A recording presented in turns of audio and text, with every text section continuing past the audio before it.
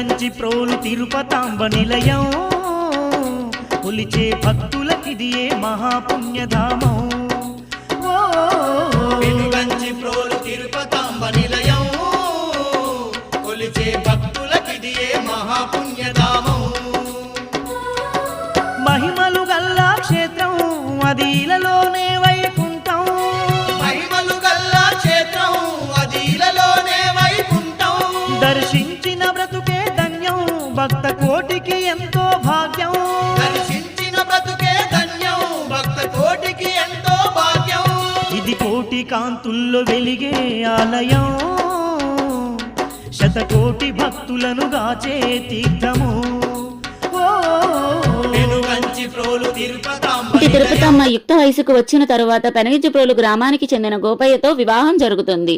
గోపయ్య మంచి ధైర్యవంతుడు, మానవత్వం ఉన్నవాడు. తిరుపతమ్మ వచ్చిన తర్వాత తమకి కలిసి వచ్చిందని ఆమెను మరింత అపురూపంగా చూసుకుంటూ ఉన్నాడు.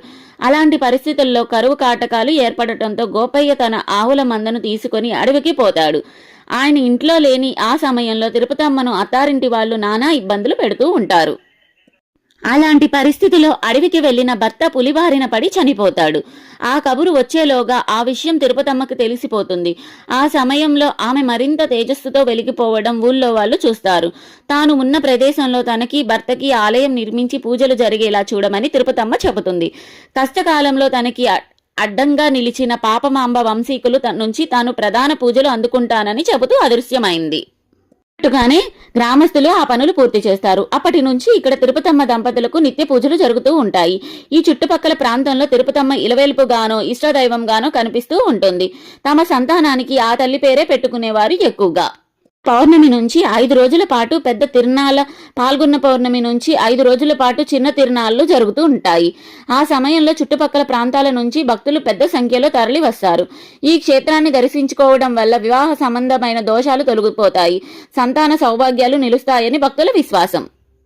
కథల ప్రకారం పురాతన కాలంలో 101 దేవాలయాలు ఉండేవి కాబట్టి దీనిని పెద్ద కాంచీపురంగా భావించేవారని తెలుస్తుంది.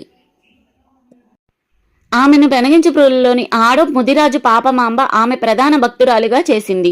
అందువల్ల ఆమె కుటుంబ సభ్యులను ఆలయంలో పూజలు, ఇతర సేవలకు నిర్వహించమని నియమిస్తారు. అలాగే ప్రతి 2 సంవత్సరాలకి ఒకసారి శ్రీ లక్ష్మీ తిరుపతమ్మ అమ్మవారు జగ్గేపేట రంగులకు రంగు బజారు వస్తుందండి. ఆమె అప్పట్లో ప్రతి సందులకు వెళ్లి ఆ బజారుకు వెళ్లి తన చీరకు రంగు వేయించుకునేదని పురాణాలు చెప్తున్నాయి.